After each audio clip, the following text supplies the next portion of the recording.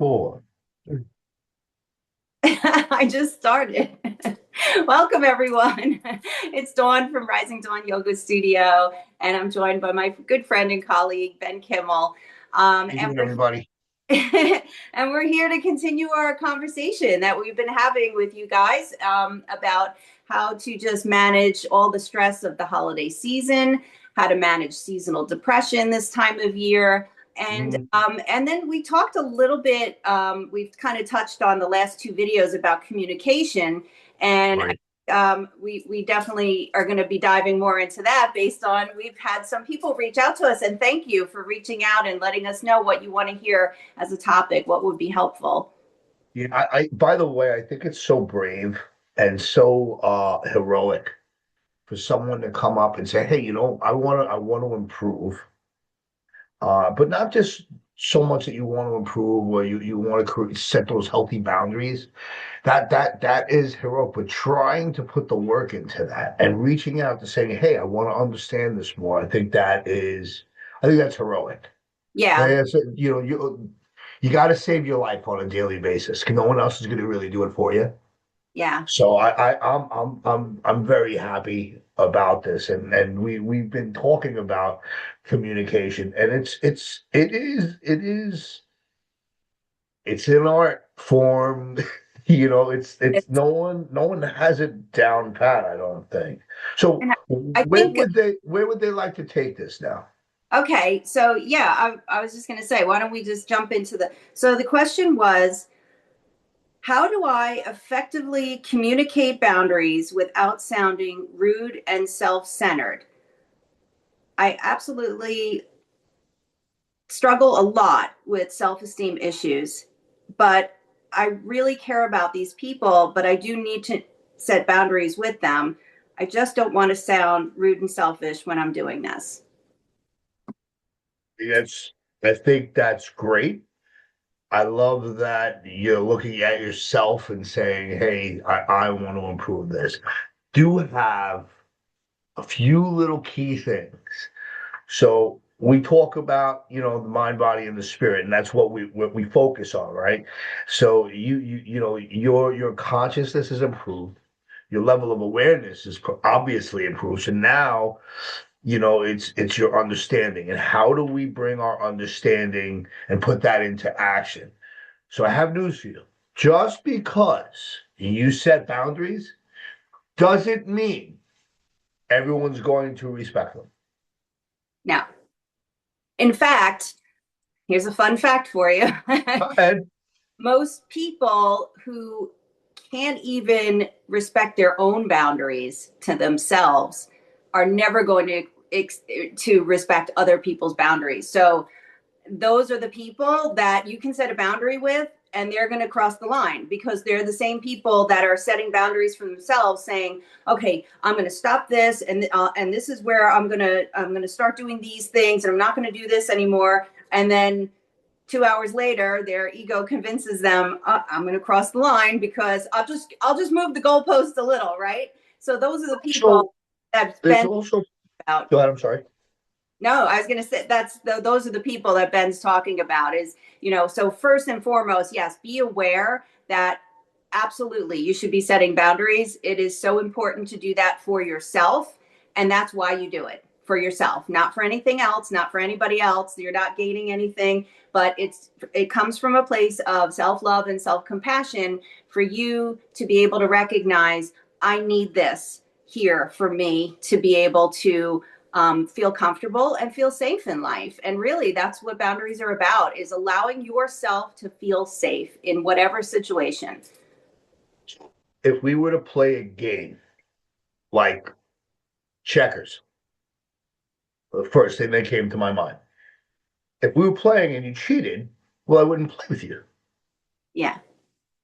So, in part, there are people that they live their life a certain way and they don't necessarily play checkers by the rules.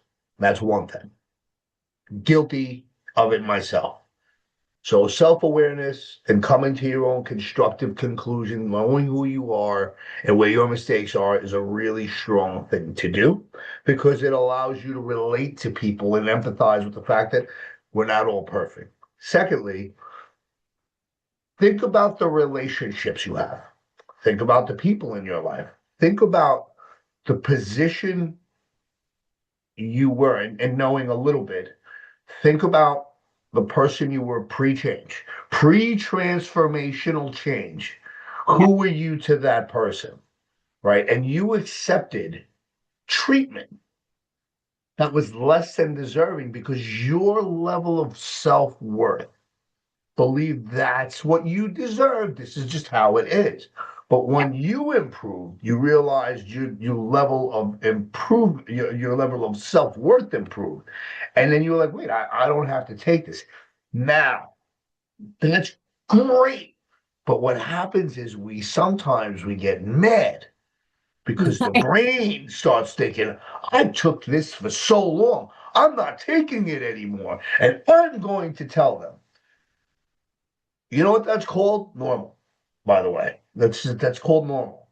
So we have to we worked on something that I created a while ago, and Dawn and I are gonna work on that. It's called ELS, which is Empowering Life Strategies. And how do you have that conversation with someone? How do you have that talk with someone in your family? And it's not easy. It's not easy, especially, listen, marriage is a sacred institution. So is prison. Like marriage is tough. Let's not pretend that it isn't. When you're a parent, when you're a brother or a sibling, anything, these things are tough conversations to have, especially when you want to get yourself across. So, how do we remove or dismantle the attitude? How do we do that? Now, Dawn, I've seen you work with people to kind of reset themselves, so to speak, right? And come to a different level of awareness or consciousness Right. before they entertain that conversation. So, how would you advise someone to do that?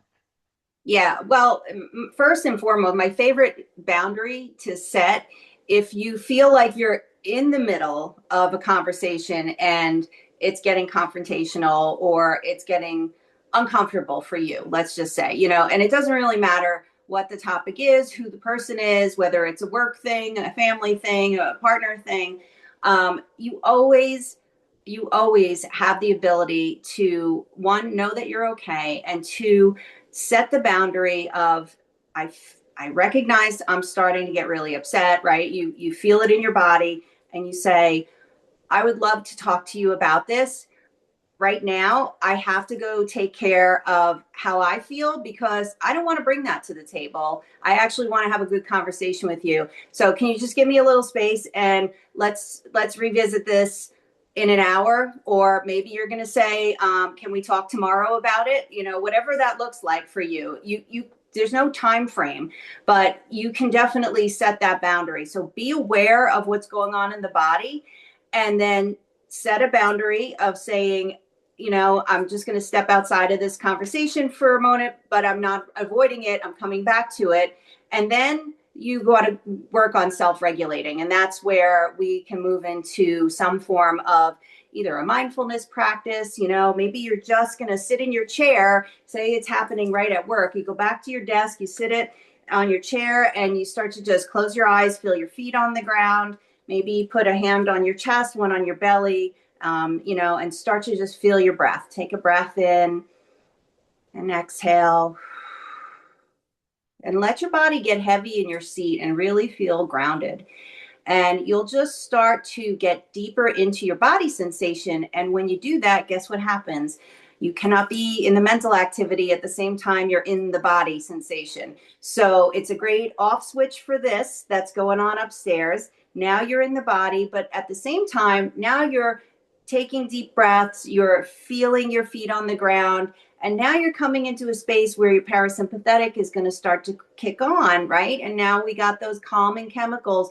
Body's working for us now, not against us. So now the adrenaline slows down, that norepinephrine, all that stuff that wants to pump you up, that cortisol, stress hormone, that's all coming down. And now we're raising up the dopamines, we're raising up our natural melatonin, oxytocin, all the serotonin, all that good stuff. So now you get yourself into a more balanced state. And then guess what happens, right? We know as soon as you feel like you're in a balanced state, you go, I can do this. I can have this conversation now. It's a tough conversation, yes, but I'm well equipped for it. I feel good in my body. And if I don't feel good at any time, I know I can set another boundary and remove myself from that conversation again. So you're always got your own back in the middle of those conversations.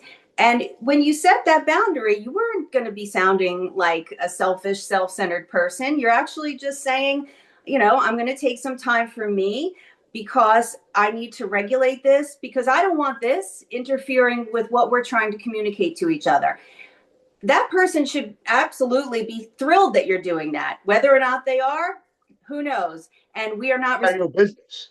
and we're not responsible for other people's reactions. So you do you. You set your Mhm. healthy boundary as long as you've communicated it from a space of love and compassion and kindness towards yourself and towards this other person. And you're not avoiding, you're not running away from things. So you want to look at both of those things. Am I doing this in a speech that is loving and kind? And am I doing it in a way that I'm not avoiding the topic altogether? And then you regulate yourself and then you come back to the table and you have that conversation with the person. I don't think you use the word relegate. You kind of you checked yourself. So essentially, just to recap, you stopped, you changed your thinking because you changed your behavior because you changed your chemistry. Right. That's literally what you did. Like when you have an anxiety attack, they tell you to breathe in through your nose, out through the mouth. It's 7-5-7, 7 seconds in through the nose, 5 seconds pause, 7 seconds out. I like to think of it as replenishing yourself. So each time you Yeah. inhale through your nose, it's like the waves coming to wash the shore. And every time you exhale, it's the waves going back out to sea and removing all the unwanted sediments. Yeah. Now, so that's great. Again, we said something. If someone doesn't accept your boundary, that's on them. But now we have a boundary. We're building bridges, not walls. And your boundary isn't a wall. It's just letting someone know where the door is. Yeah. So, and that was something I heard or read it somewhere the other day, and I'm like, well, that's true. So,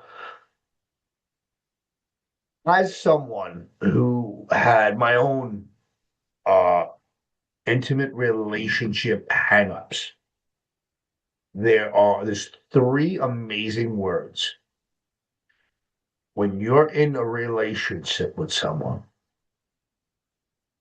I love you. I don't want to fight. I want to breathe. I want to handle this. I want to do this with you. All of those things. So we talked about dismantling the attitude. We also want to remove the argument because everyone has a need to be right. So, Right. because if you're wrong, in your mind, you have this whole thing as you've failed. Yeah.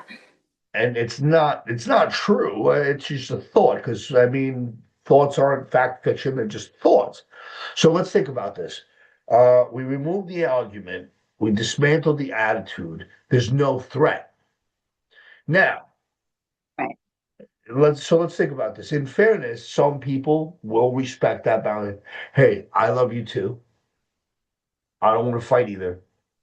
Let's breathe and let's address this like adults, right? Let's Right. have a real conversation. Which, That and then not everybody is met with that.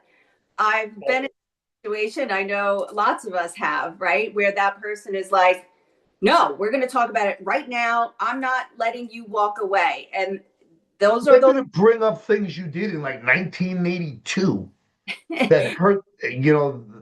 We are a low blow hitting species Yeah. because everything it's not just about being right, it's about winning. Right. So I think it's important in those moments when you're met with that response from somebody, right? So now there was no accepting of your love and kindness and your boundary. It was your boundary means nothing. I'm pushing it aside and saying no. We're going to have this conversation, and then it's up to you to effectively back yourself up, right? You're just going to say, look, I'm sorry. I explained to you that for me, this is my best situation is to go and take care of myself. And then I will be glad to have this conversation with you at a later date. But it seems like I'm hearing from you that you're not happy with that. That's on you. Maybe you should look at that. And now you set another boundary. You're not owning their stuff. You're not responsible for it. They are. And you're effectively saying that maybe you should look at that. I'm going to go do me. And then you walk away. You walk away at that point. And something you touched on earlier is important to start to recognize. It's interesting, right? When you start to set boundaries in your life, healthy boundaries, we're talking about now, you quickly find out who are the people who don't like you with boundaries. Why? Because they took advantage of the old you that didn't have boundaries. They walked all over you. They stepped on you. They treated you terribly. They used you for whatever. And then you start, setting boundaries for yourself. And now all of a sudden they don't like it. And you slowly start to see people usually die off from what you think is your inner circle. And I had that happen. I know that you've had that happen. And Absolutely. and it is something that you really you have to just take solace in and say, you know what, I'm going to be healthier without this in my life. And that's okay. And it's hard to watch people walk out of your life. It's hard to lose people sometimes, but if they're toxic, and that's it. And you absolutely setting a boundary are not the reason that they're walking away. They're walking away because they can't take advantage of you anymore. So I don't talk to a lot of people anymore, which we've talked about. I actually I just don't. And I've been asked, like, well, why don't you talk to people? Well, the people who I do speak with, I value far greater than the people who I don't speak with anymore. And here's a fun Yeah. example. About a little over a year ago, I was going through my changes, and I didn't have the energy or the clarity to help anybody else with what they were going through. And I get this text message from someone who I knew asking to help with drinking. So I was answering back and forth, but I said, listen, I can only do so much. I'm going through my own thing, going through a divorce, going through, I just can't really focus on this right now. Right. Then this isn't bad. No, it is. No, it's not. And I realize, so I don't argue with alcohol. Yeah. That's a whole waste. But it did. I realized, like no one's gonna save my life for me. I have to do that. And if I'm busy spreading myself, the bread's never gonna get buttered properly if I keep spreading myself too thin, right? So people need you, and it's great to be needed. I would like to be needed in a better way because I believe when someone needs you and you need them, it's mutually beneficial, and relationships are supposed to be reciprocal, give and take. Not you're there when I need you, and if you're not there, well then you're not been to me. Yeah. That's not. And I think one of the things I applaud about you the most, you. It's not a rigid boundary. It's not like steel clad. It's just, well, this is how I live my life now. You're Yeah. welcome to not like it. But Right.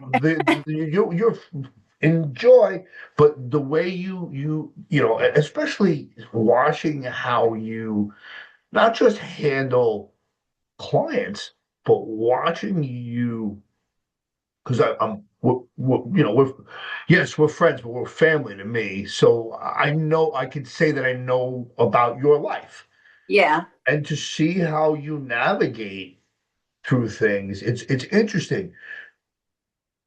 I've never seen you take to slander. I've never seen you throw blaming statements. No. This is what I'm working on. This is what I'm doing. Yeah. And when we talk about the breathing, right? When my anxiety gets really heavy, because remember, thoughts are not real, but they are directional, and that does impact your energy. When I do my breathing exercises, 7-5-7, 7 seconds in through the nose, 5 seconds pause, 7 seconds out to the mouth. You don't have to do it exactly like that. It's just something that I remember. Yeah. As I'm inhaling, I will say to myself, this isn't real. That isn't happening. Because the mind doesn't know the difference between your imagination and your assumptions and reality. Yeah, it's just going to react the same way. So, The so fires of that so explain to us how that affects, how that triggers your receptors, and then what it does to your energy and to into your chemistry. Yeah, I mean that's the whole thing, and that's of course why the practice of meditation works so well because most people think meditation means you're quieting your thoughts. Absolutely not.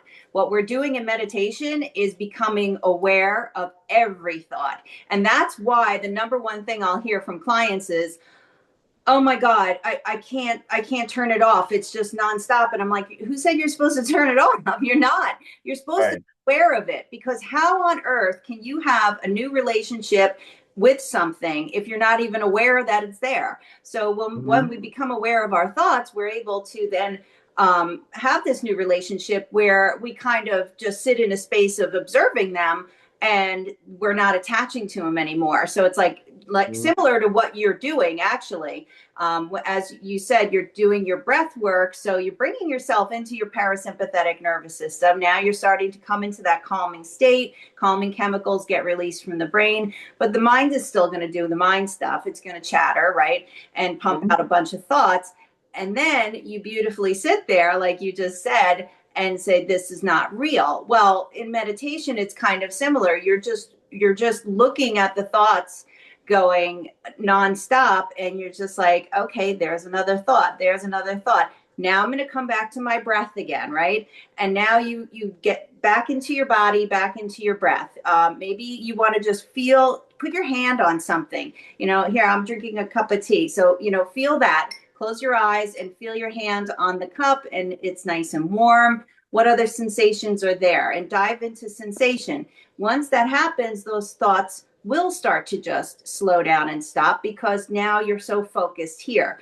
So it's important to remember you are consciousness, you're conscious awareness. And consciousness is where you're existing in the present moment. You're feeling things, you're smelling things, you're tasting things, you're hearing things. But when we're caught up in the thought stream, now you shift out of consciousness into subconsciousness.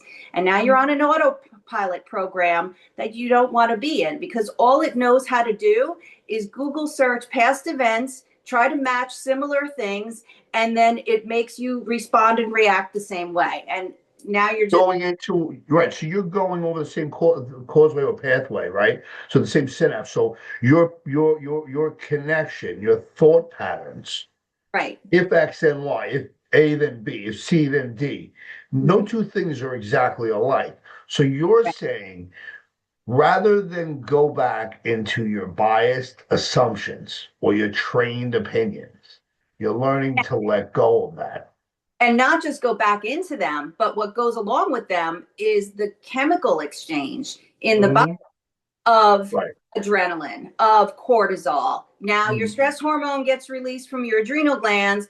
The brain goes, oh, Wait, which one?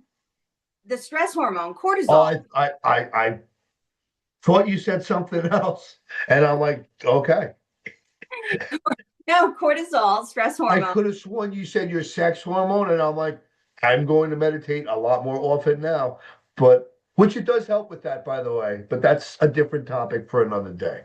So okay. So now that we've learned to change our chemistry, right? We've learned to stop, breathe.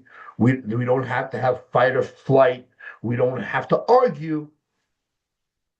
How do you, the same thing. I had this conversation with people at work today. How do you manage up? Because we're not just trying to improve our life on an intimate level with our relationships, we also want to improve on a professional or social level. How do you have these conversations? How do you manage up? How do you address someone, get your point across without removing someone's authority or without hurting their ego? Because we're fragile people. Yeah. And I think, go ahead. Ego egos are going to get hurt because that's what egos do. Right. And that's why we spend so much time with a practice like mindfulness or meditation to get out of the ego construct, because the ego construct is it's very primitive. It operates in just a small, it's not a personality trait. A lot of people get that misunderstanding. They think ego is a personality trait. I'm full of my ego, right? Because you've heard people say that, but that's not what we're talking about. Your ego construct is your old programming that we just referenced. When the stress hormones kick off from your adrenal glands, that sends a signal to the brain. The brain then says, "Oh, there's something that we need to either fight or flee from." So now it brings you into that sympathetic side of your nervous system, and you're moving from here, and that's a very limited program, and that's your ego. So when people are operating in low level fight or flight response all day long, they're in their ego construct. They're in a very primitive loop pattern of past behaviors that they're just repeating over and over again. So it's important to, again, when you're having communication with somebody and you're going to need to set a boundary, one, first and foremost, be aware of how you're feeling in your body. If you start to feel that sense of fear, or I don't feel safe, or this is just making me feel like I'm going to start to get angry, you need to check in with yourself a lot and be aware of that, so you can set the boundary, remove yourself from the conversation. Maybe the boundary is not to remove the conversation, but just to say, and I'm a big one for this because I don't do politics and I don't do religion conversations, right? So Well, they start fights. I will be in a group of people, and I've seen it over and over again, and topics will start to come up, and then it's, oh, there's Dawn, she's very quiet over there, and I will very politely say, again, it doesn't have to be a thing that is obnoxious or self-centered or you're full of yourself. It's not. It's just Dawn doesn't do politics. It's a true statement for me, and I say it with all the love and kindness. I don't do, I'm sorry, I just don't talk about politics. It's not my thing. To be honest with you, I don't even know when the last time was that I watched the news. And I got nothing to add to this. And then Well, you're happier. and then that's it. And then people, of course, they're in their ego, right, arguing over politics, and they're going to come at you, and or they're going to wait till you go to the bathroom and talk about you, because then they're going to say, oh, she lives in a bubble, she doesn't even know what's going on in the world. How could you be that misinformed? Believe me, I've heard it all, and I'm fine with it too. You say what you want, but I'm a firm believer in, yes, I absolutely, I make sure I vote in the elections, and it is important to me. I find my information when I need to find it come election time. Beyond that, I don't need to listen to the day-to-day stuff. So I said that. People love to argue. Yeah. Love it.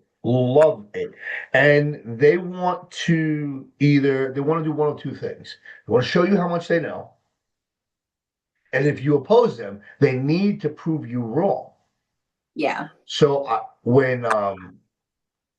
have this, I call it the born again theory. Uh, I I cleaned up with a lot of people who became born again, and they were when they talked about the Bible, if you question them, they would get like angry.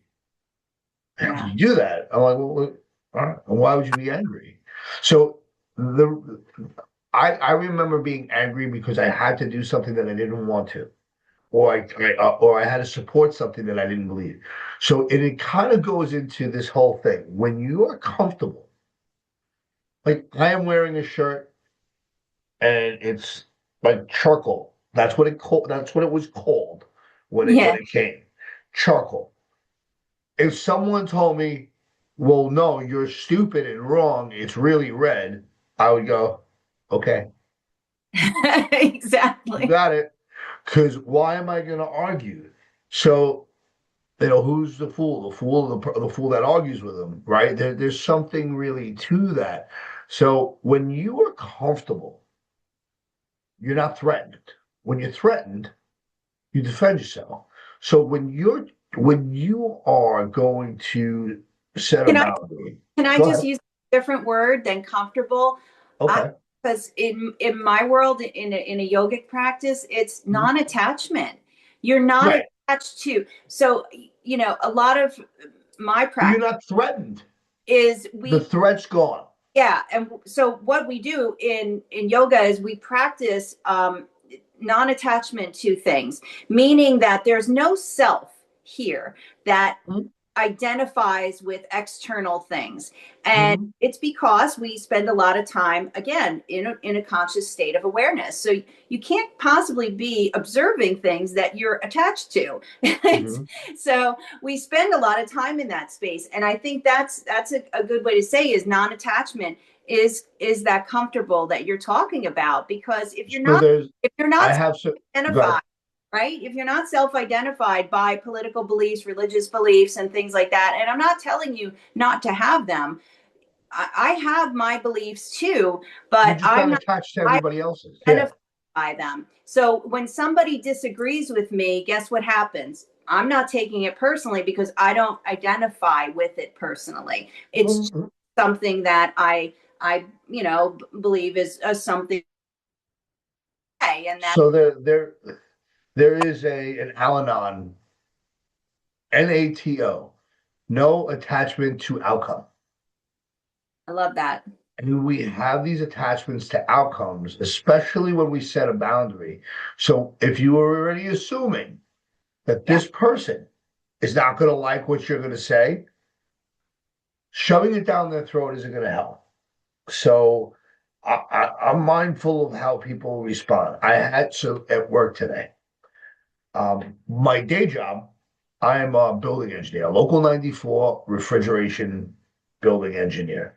I run commercial HVAC systems, but I'm also involved with fire, life, and safety director duties. Right. So I work in I manage about 650,000 square feet in a very large building downtown. They wanted to have a party tomorrow, by the way.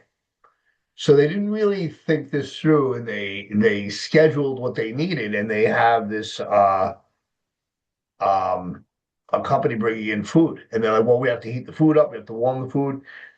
So there's laws, there's fire codes, and the Right. laws are unemotional. They have zero emotion. They have no attachment to you or your opinion. So you cannot bring in convection ovens into commercial office buildings in New York City. Well, we do it all the time. I go, okay, you can't do it here. Okay. Right. Yeah, but I don't know why we can do it on other places. I go, I don't know anything about other places. Well, my good friend is a fire marshal. What if I bring my good friend? I go, that's not going to help me. Yeah. My property is right by Ground Zero. Port Authority is highly involved with everything that comes into Right. my building, let alone just my facility. But yeah, but I need this. So that person's attachment to the outcome. If I were, I felt bad, and I said, "Listen, you're allowed." I explained the rules.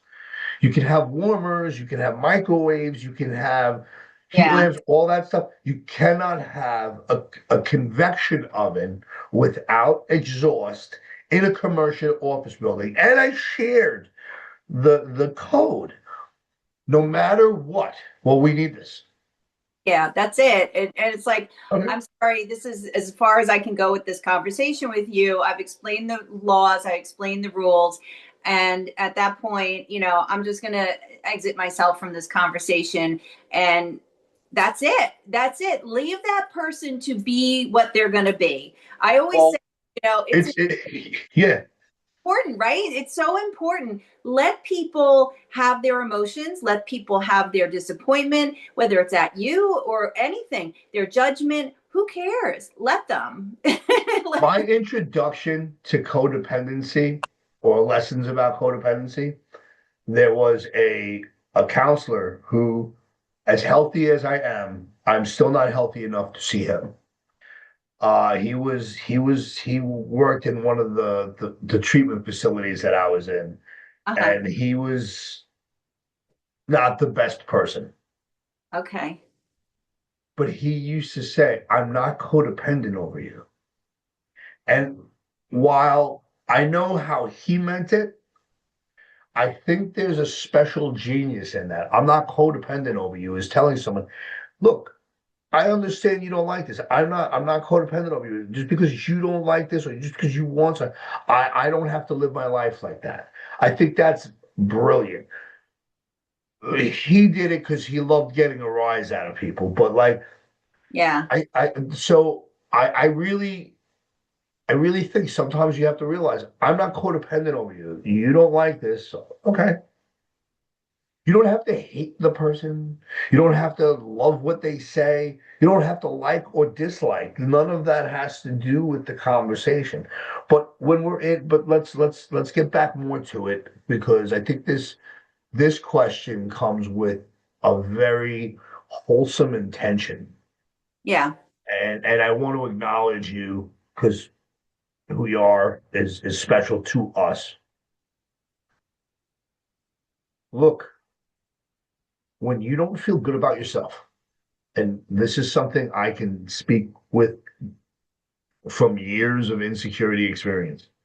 When you're uncomfortable with who you are, when you're questioning yourself all the time, you're gonna look for that way to kind of accommodate yourself. Don't have to do that. Yeah. You don't have to be codependent over someone else. I'm not saying you have to say, well, you don't like it, go shit. Like we don't have to, you don't No. have to. And that's exactly what we talked about, right? That's somebody else now. Now you're matching ego to ego. Look at me, I'm setting a boundary. It's like, okay, yeah, but you're not really setting a boundary. You're actually avoiding something and you're doing it with a lot of angst. So yeah, we don't want you to walk in that space, but I absolutely agree that yeah, you have to be able to um love yourself. You got to love yourself first. The kind of person I want to be, and the type of relationship that I want for myself with my friends, Yeah. with my professional relationships, and more accurately, especially now as I grow older, I realize time is far more precious than we think.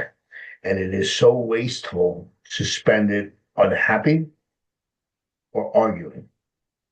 So the type of person I would want to be. So if it was an intimate relationship, starting with I love you. I love you, like the three most amazing words in this world. I don't think there's anything um more brave. I don't think there's anything more healing. I don't think there's anything more meaningful. Because if I tell you I love you, it's because I love you. Mhm. If it is a business relationship, maybe I'll say, I really appreciate our relationship, and this is very important to me. I love that. Yeah. If it's a friend, what are you doing? You can say I love you. It depends. Just an acquaintance that you want to keep that relationship with. For example, I don't talk about politics. Yeah. I just don't because I think a bird needs both wings to fly, and I think there's too much arguing back and forth, and I don't have the blood pressure for it, and I don't really need to prove myself right to anybody. Right? I don't. Yeah. I don't. That's ego.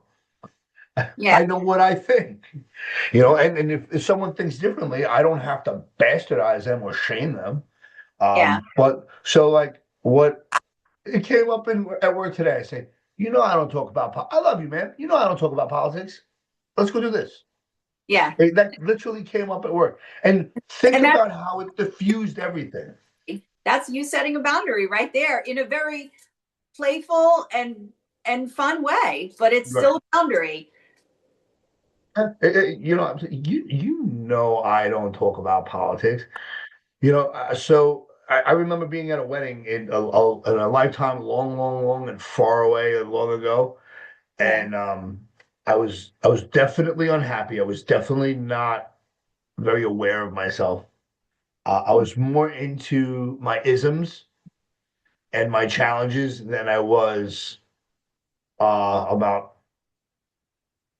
being at my best potential. And they were talking about the help because it was a very expensive wedding.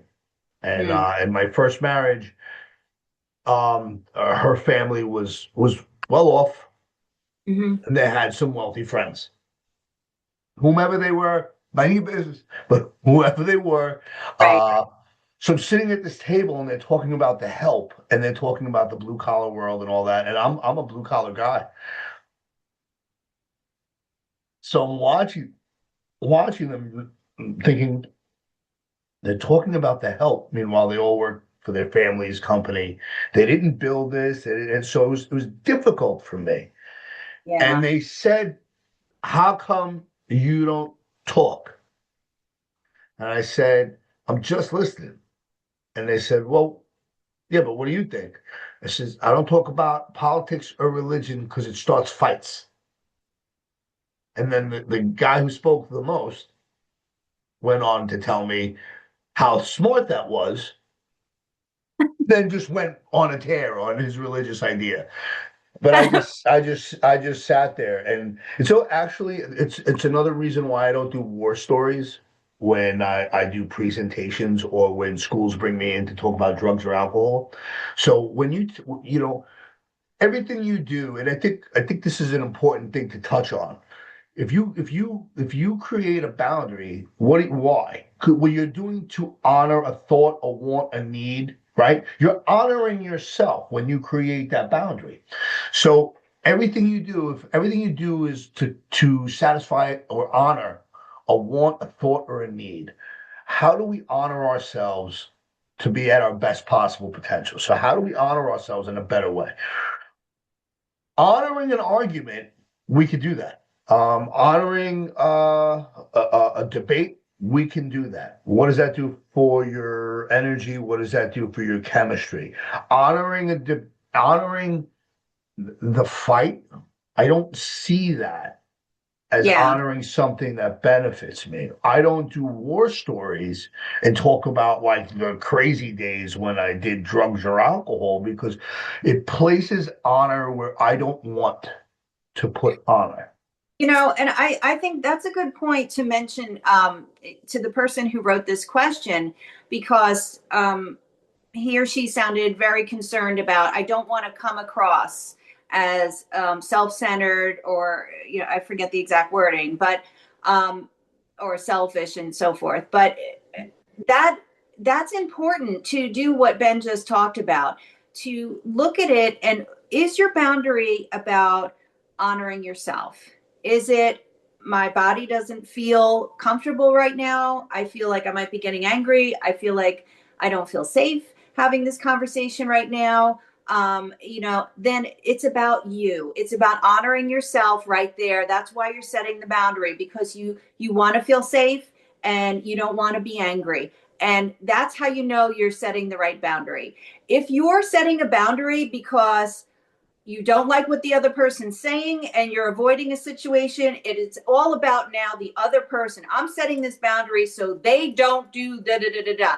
Now you're coming at it from the wrong space. So I think that is important what you just said, to just reiterate that again, that it's about honoring the self. And that's what your boundary should be for. If your boundary is about the other party and you're trying to prove something to them or you're trying to stop them from communicating and saying something you don't want to hear, now it's not a boundary. That's a healthy one. Now that's you just So we want.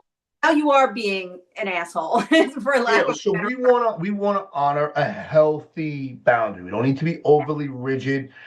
And right. in that, for instance, when I was at this wedding, which was literally the most expensive wedding I've ever been to, and um the way I honored my boundary on that time was I wanted to physically punish this person for saying things, but I couldn't.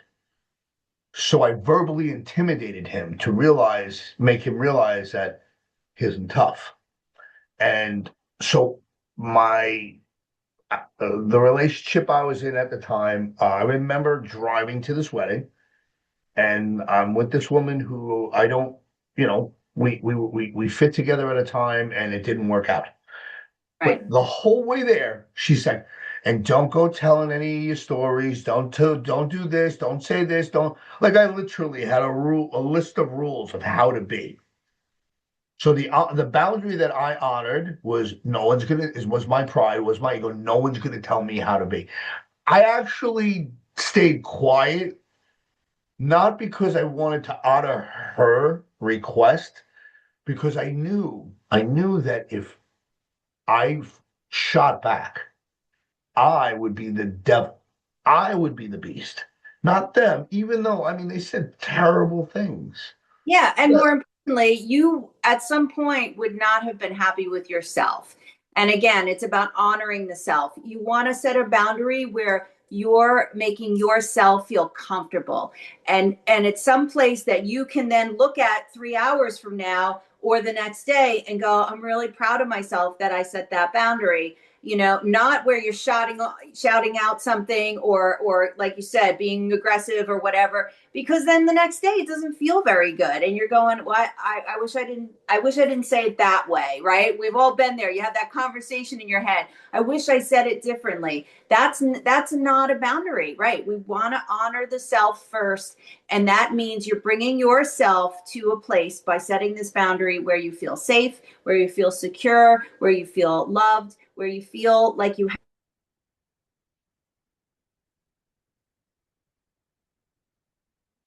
I lost your audio for a second, Oh, but okay, that's back. But so I honored my boundary, but the boundary that I would have now is different.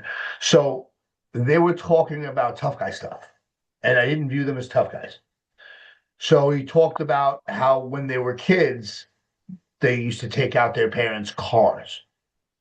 He said, "Did you ever do that?" I'm like, "Yeah, I did." But it was all quid pro quo. So he says, "Did you ever do that?" I said, "Well, my friend worked at a gas station, so we used to steal the cars from the gas station."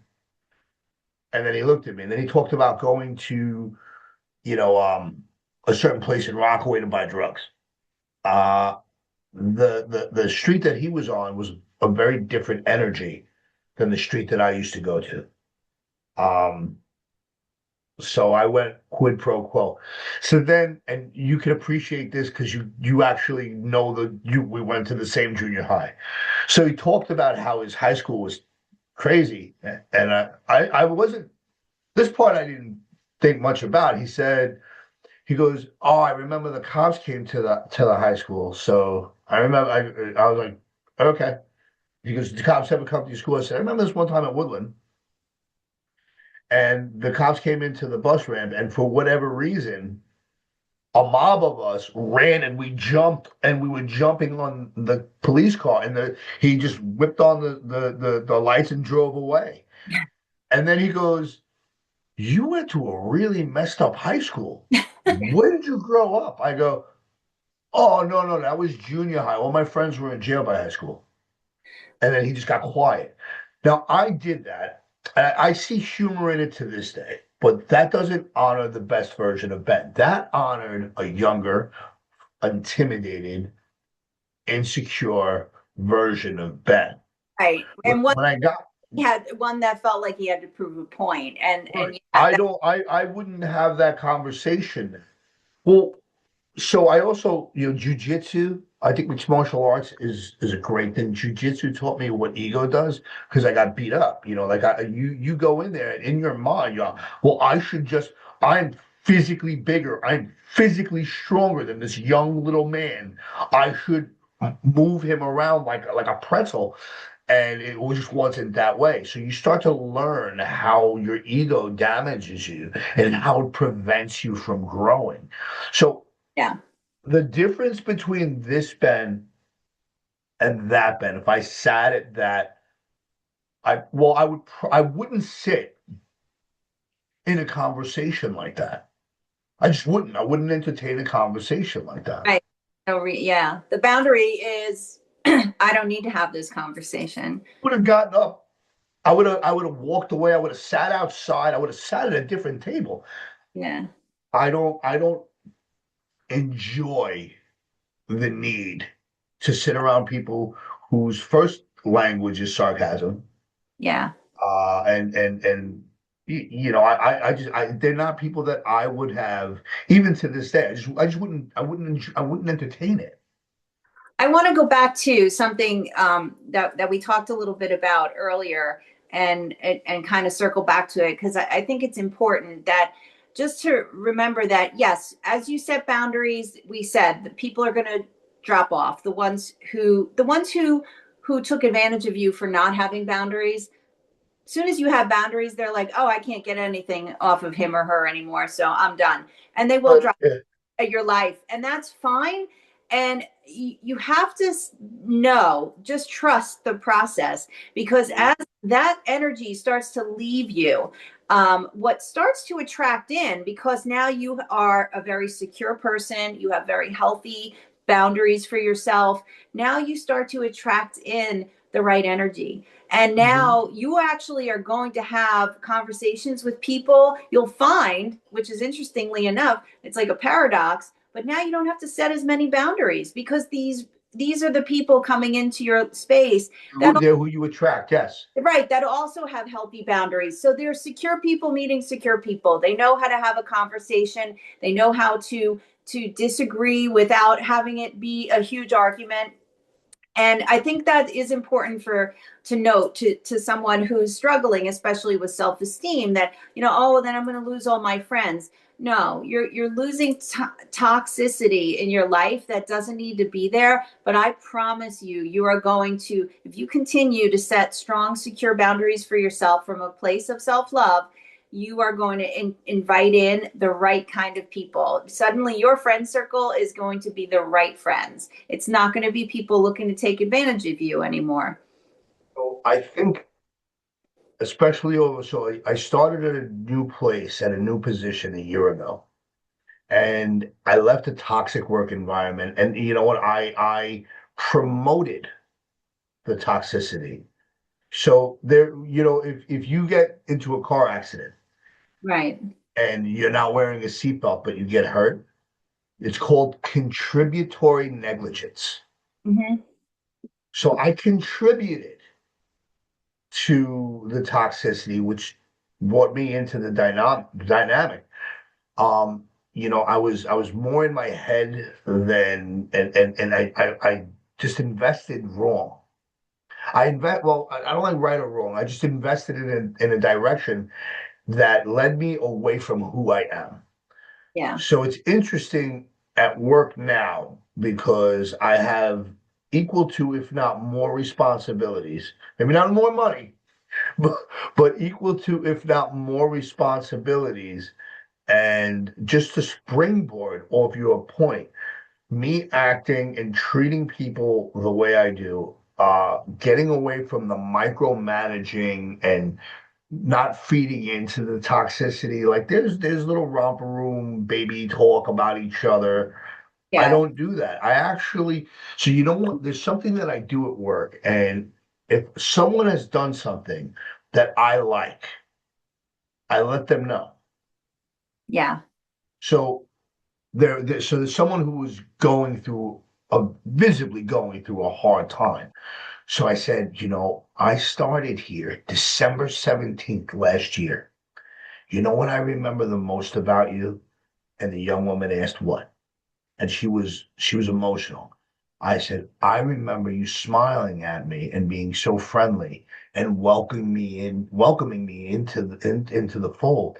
And that meant so much to me because I was going through such a hard time. So seeing you upset, it touches me because you brought out the best in me. So I just wanted you to know that I'm here to do that for you. I love that. Yeah. Try to do that with people now.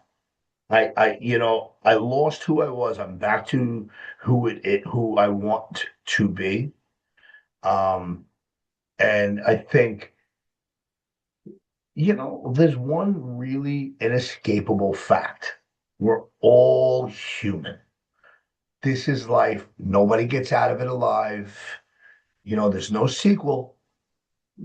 You know, time, Enjoy Yourself, It's Later Than You Think is a great song from like I think the 40s, but it's really true. Yeah. And if we're going to micromanage and piece apart and dissect everything, it's really hard to be happy. So while I support this topic, and I think it was a much needed one, especially now in the holiday season, because we're around your family, at least I hope, right? And you have to have these tough conversations. Yeah. You don't have to attach yourself to the outcome. You Right. could say things like, "No, I'm sorry, I don't like asparagus, but thank you for making it. I never liked it, but you always ate it before. You know, I did because I wanted to make it happen. I just this year I don't know what it is. I just don't like asparagus, and there's no emotion. It's just Right. I just don't like asparagus, and it's a silly little topic. On top of asparagus makes your body do things that I don't like, but I actually kind of like asparagus. But it makes your pee smell. Yes, 100%. But there's ways. I was at a dinner not that long ago, and there were people that were coming at me in a way for information. And they Uh-huh. said, "Well, tell us what happened." And I just go, "No, Yeah. no, No, no." thank you. The greatest thing. I wish you were there because the greatest thing you see is their faces like, "Did you say no to me?" Yeah. And what's funny is when you do that, people will throw their little poison darts at you to Yeah. get you to react. And the beauty of that too is sometimes the boundary can be that simple. It can just be a no. And it doesn't have to be delivered with an explanation. A lot of people fall into that, right? I know this from some of my coaching clients that are quote unquote like people pleasers, right? They're always trying to make the other person in the conversation comfortable with whatever it is they're trying to communicate. And even if it's the no, they still feel like, oh, I got to back it up with an explanation so they feel comfortable with my no. Absolutely. You know what? They don't. Your no is no. No means no, and that's it. So There's no doesn't mean yes in this one. We're not fooling around as teenagers and trying to get a little bit more intimate. Like no means no, literally. exactly. So and it's funny how people don't like being told no. Yeah. That had nothing to do with me. Yeah. Right. And Whatever their internal thing is that they're going through, their reaction, it's fine. And I think that's important, again, to reiterate to whoever was asking us this question, because you're not responsible for other people's reactions. Mm. As long as you are communicating your boundary, even if your boundary is just a simple no, if you're communicating that in a very kind way, you're not going no, like yelling at them. You're just saying no. That's Nope. it. Then whatever that person then has to go through, let them. That's fine. Whatever that internal thing is. I always try to tell. I have a client who literally tries to micromanage everybody's emotional response to what they do, and it's normal. A lot of people go through that, and it's a tough thing to navigate, but I'm very proud of this client. They're coming a long way. But yeah, they spend a lot of time trying to micromanage everybody else's feelings and emotions about whatever it is they have to do because they don't want them. I don't want to feel bad. That's what they keep saying. I don't want to feel bad. I don't want to let people down. And at some point, I just had to deliver the harsh reality of, guess what? Sometimes people need to feel bad. Sometimes people need to be sad. And sometimes they have to process grief. And sometimes they have to process anger. And you don't get to take that from them. So It's just not on them. It's sometimes people just have to hear the word no, right. and they don't like it. And this particular client was like, whoa, wait a second. Like, so I'm the one that's being controlling here. And I said, yeah, you are, because you're robbing them of their processing. They need to process whatever that trigger is for them is their trigger. It's there for a reason. That's none of your it's none of your need to know, but they got to work that out for themselves. And maybe your no is going to be that perfect thing that makes them start to self-reflect and go, why did that bother me so much? And now they come back a year later at the same event and they're just like a totally different person. And you're wondering, wow, I guess they did a lot What change took place? of work. And you know what worked? What changed it all was probably your no that set them off. And then they self-reflected and now they came back a year later and they're like, okay, a Yeah. completely person. So let people have their responses. Don't try to micromanage other people's emotions. They need to have them just like you need to have yours. I think that's great. Being the catalyst to someone else's change Yeah. is a great thing. And so and this came up in our group, in our empowerment group. Sometimes people, why do we control? Where did that come from? Yeah. So everyone, we all have a background, and your background, my background, are two different backgrounds. And sometimes, so I had someone that I worked with, and I said, "Your anxiety is not good for my anxiety." So it's like two dissimilar metals that kind of make each other rot, or two magnets that kind of push or repel. Yeah. Sometimes it's that simple. Sometimes people, you're not going to fix anyone. And why would I need to fix someone? Well, in my past, I had people pleasing issues because I wanted to be liked, I wanted to be wanted, I wanted to be loved, I wanted to be adored, I wanted to be desired, I wanted to be included. And my biggest fear was that I wasn't. Right. And when you see things so your control makes sense to you, my control makes sense to me. In our group, there was someone whose control made sense to them, and literally their responses was, well, your life would just be better if you just did it this way. Yeah. I won't argue that whether it would or it wouldn't, but I don't know that. And where did that come from? Where first off, where did the judgment come from? Because that's a reflection. Yeah. Assumptions are funny things, right? When people jump to assumptions, because assumptions are just more thoughts. So we all know what it's like to have the mind constantly talking to us and having thoughts all the time, right? Just try to sit for meditation if you've never done it before. And within 1 to 2 minutes, you have a ton of stuff going on and you're like, oh my God, my head is so noisy. But those thoughts, then they get strung together, they become a belief. Then they get strung together, they become an assumption. And now they're all part of, again, that ego construct program that suddenly thinks it knows how to control outcomes, assumptions, right? Of, like you just said, somebody else's life. This would be better for you. You don't know that. You don't know that. I mean, there's no way to predict the future. If we could predict the future, my gosh, wouldn't we have all done it by now? I mean, we would have They'd been, be wealthy. and we all wouldn't be sitting here having all these issues and these problems to work through. Right. I mean, listen, I know, I understand control because there's so much out of my control. Yeah. When I started writing, And I remember the day that I made this commitment to myself that I was going to write every day. And the reason why, and like, I don't care about who reads. I don't care about the grammar police. I don't care about the critics anymore. I stopped writing for them a long time ago. But Yeah.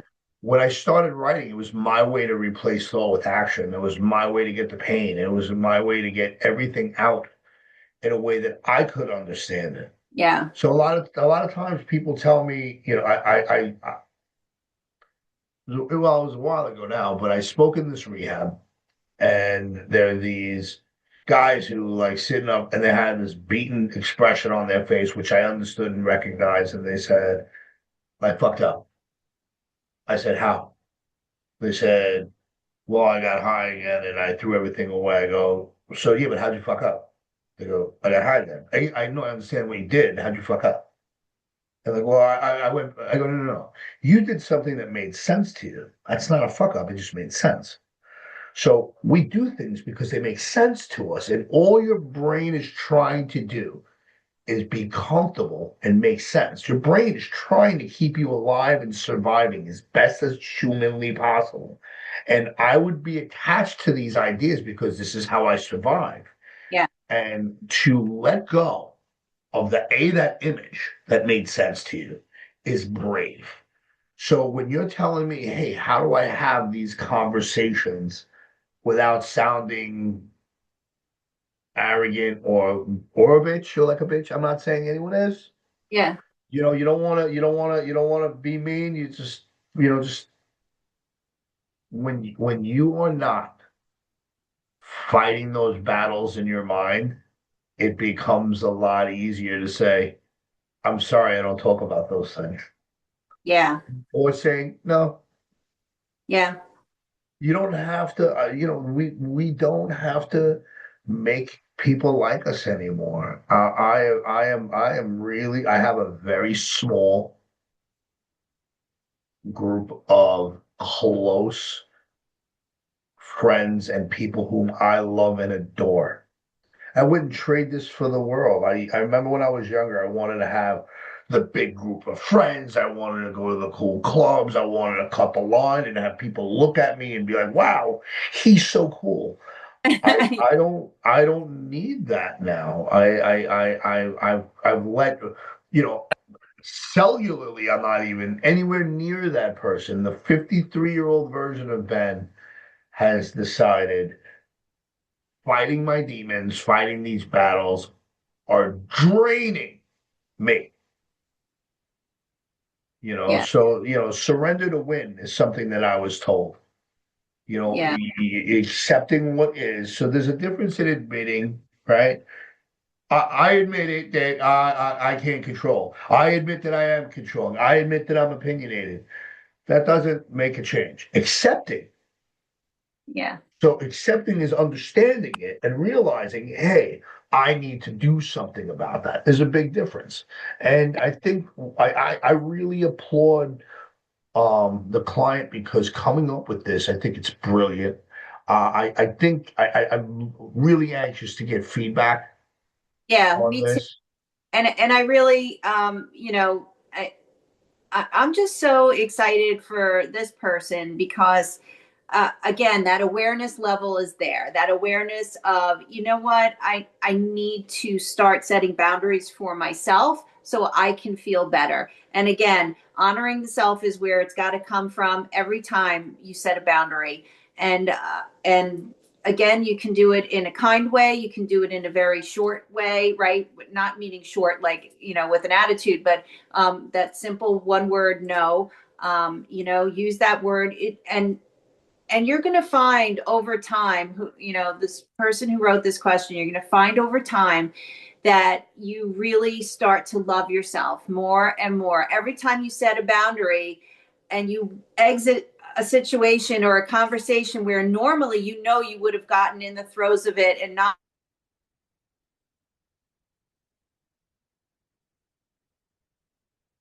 up for yourself more. The next time you're going to go, I got this. Give yourself a pat on the back. Be the adult in the room for your younger self that's in there struggling. be the adult in the room and go, I got this. We're just going to say no. We're just going to tell them, not ready to talk about this right now, but I will tomorrow or the next day or whatever. However that conversation needs to happen, however that boundary needs to happen, but just keep loving yourself. I mean, you're doing a great job. The fact that you're even inquiring about this just makes me so. I think it shows growth. I also think, or not, like sometimes, I'm sorry, I don't have those conversations now. And it's okay to say no. Yeah. But no is a really powerful word. You know what a great word is? Stop. Stop. Stop. STOP.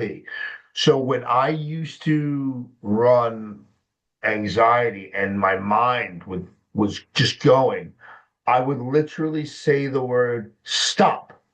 And my body responded to that word. Stop. Just like when you're a little kid and you screaming around, your mom goes, stop. You stop. So you're telling you're that little child in you that's going crazy and the adrenaline that's overworking, overthinking, stop. One time I was really bad and I was on the bus and I did it I actually said it out loud and I was sitting next to this poor little man and it was stop. And I didn't mean to. And the little guy looked at me, goes, I'm sorry. I go, no, it wasn't you. I'm listening to something on my earbuds. I was listening to music. I felt so bad because I scared the shit out of him. But that's why I drive it. No, now I'm on the train. It's. Hey, listen, you gotta have boundaries if you're in New York City. I'll tell you that much. I mean, you got people bumping into you on the train. You gotta set that healthy boundary that honors you best. Yeah. I definitely want to. Um, I would. I can't wait to hear the feedback because I really applaud the client. I applaud the energy behind Yeah. it. I really love the fact that you have created such a growth for yourself that you opened your eyes to a different level of awareness, of which that is just going to keep bringing you to your best possible potential, which Yeah. improves. Yeah. Absolutely. So, and by the way, my bird, every time you talk, he is mimicking you. Are you serious? Yeah. So my hearing is bad. I lost a lot of my hearing, but I can hear him. So I'm listening to you, and I'm like, he is definitely he'll talk himself to sleep. My bird. Hold on. Everyone, come in. You're gonna bring the bird out.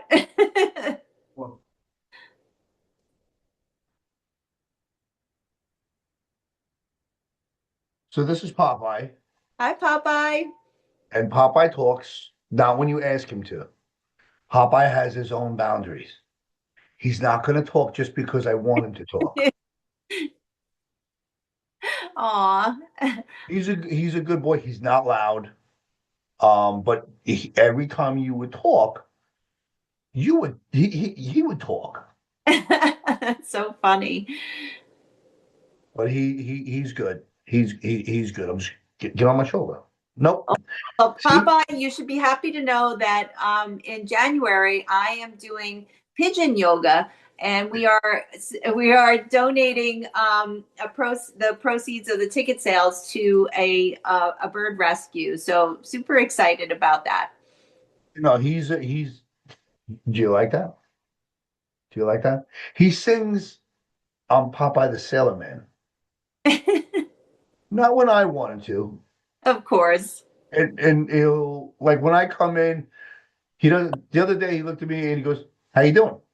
Like, how come you won't talk when I want to?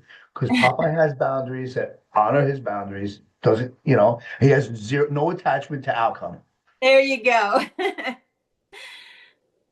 But Well, so I'm looking forward to, and we got to take up next week because we're getting closer, folks. We're getting close to the day, and I know Christmas is tough for a lot of people. This time of year, yeah. seasonal depression, situational depression, holiday depression is very real to me. And again, I am wearing the shirt. You are enough. I wear it every day, and it's amazing how people come up to me because on the back of my shirt it says, "World's a better place with you in it. Love the person in front of you," and people tap me on the shoulder, and you'd be surprised, like who does that? Like it's not just like you. Like this big guy came up to me and he tapped me on the shoulder. He goes, "Hey, thank you for your shirt, man." And I Love. looked at him. I asked him his name, and he told me. I shook his hand. I said, "Nice to meet you. My name's Ben." And he said, and he didn't expect that. I go, because you know what my shirt means. I had to introduce myself to you. Yeah, I love it. And he said, he goes, "If I knew you, I'd hug you right now." But it is New York City, so you don't want to always hug strangers, but I would have. Well, I I just would. want to say that before we go here, if anybody else has any questions, please send them our way. You can comment on, we post this on YouTube, so you can comment below the video and ask a question. You can also send a message to Rising Dawn Yoga Studio at gmail.com, and just get in touch with us. Just please ask, because we would love to hear from you. If you have a specific thing that you want to set a boundary about, ask us. We would love to be able to give you some dialogue that you can use that would be healthy and beneficial for you to set that boundary for yourself. And of course, as always, like Ben said, yeah, if you're struggling this time of year during the holiday season, we are here for you. So please reach out. Well, you don't have to be alone. Just you don't have. No one tells you you have to be alone. Yeah. This is an emotional time of year for me, right? I have my own reasons why this is a hard time of year for me, but you know, I, what I do is I do things to get out of myself. My writing, I replace soul with action. Like I said, the people that I'm involved with now in my life, uh, and you know who you are. I love you, right? And you know why I love you. So it's because you're life saving to me. You are my life source. Dawn, you are my family. I'm gonna have to get down to Virginia soon because I just need the weather to warm up. I can't deal with this coldness now. It's Oh, snowing. we had snow here, so it's not so great right now. However, Yeah, but your I snow leave like Thursday melts. to go to California, so the warm weather is coming. Yeah, no, California. Almost every time I went to LA, it rained. San Diego was the beautiful weather for me. Yeah, LA was rough. I'll be a little south of LA, so it'll be nice. It's nice, and that's 75-degree weather year round type of thing, and I'm looking forward. Perfect. Yeah, Perfect. LA was tough because I was trying to be my best possible coaching self, and it was difficult because people in LA can be people in LA-ish. And some of the people that I had to deal with, they were less than friendly, yeah. but I had to use my tools and set my own boundaries. There you go. But I will say people in California do this thing that they don't really do so much in New York, and they say things like hello for no reason. You know that? It's great. I went into the airport. I think I told you. Yeah, well, I went into the airport and I walked up and I just walked away from the client who was draining. And I was exhausted. I wanted to go home, so I have my carry on. The woman, she's like got her little airline outfit on, and she said hello. So I stopped in front of her. I dropped my bag. She goes, "No, that's it. That's it." She goes, "But you must be from New York." Yeah. I am. And I grabbed my bag and I went to business class. But yeah, I mean, I can use some nice weather, but you know what? Even still, it was beautiful last night. The sunset was beautiful. The snow-covered grass, and the way the snow is like wrapped around the branches. It's very pretty. Yeah, It is. I know. It's I very love it true. too. I do love the change of season, and I would be sad if I didn't have it. So I am grateful for that, and I can't say enough how much nature for me is where I practice my mindfulness, and it's a great place to just get present, with things. So that's also something that can be helpful during this time of year if you're struggling, like Ben just said. Just take a look outside, look at the sunset, look at the sky, look at the way the snow is glistening on the ground. There's just, put your hands in the snow, feel it, really feel the sensation of that. And those are all great, really ways to practice that awareness and that presence. And that'll help shift you out of that mind stream if you have that ruminating thoughts that are kind of bringing you down right now. We have five senses, right? Yep. Light, sound. You use them. Use them. That is life saving. So you mentioned something that I think now is a great topic for next week, and I welcome feedback. Gratitude. Yeah. You said you're Oh, grateful for things. It's hard to be grateful when life isn't going easy. I can say this without any question. So yeah. how do you put gratitude in the attitude? And I think that's something we can definitely jump on for next week. Yeah, I love that. And of course, and anything, if you guys have a question, or like we said, if you struggle with boundary setting and you have a specific example that you want to tell us about and get help with, yeah, shoot it our way. We would love to be able to tackle that with you. Come on, come on. Anything you want to talk about, we want to talk about it as well. Yeah. And I love that we're doing this little weekly thing, which I think we need to keep doing this for as Yeah, long as long as we can. definitely. On So that note, we're the old people again. Time for bed. yeah, I drank coffee to stay awake, and I'm exhausted. Oh no, I had And what is it? Oh, my it's almost 9 o'clock. lavender chamomile tea, so I'm ready for Oh yeah. All right. I love you. I love everybody. Have a good night. And bed. I will, well, you I'll speak to in a little bit, but everyone else, I'm not going to speak to you until next week. So, Okay. all right, Bye, everyone. Have a everyone. good one. All right. Stop.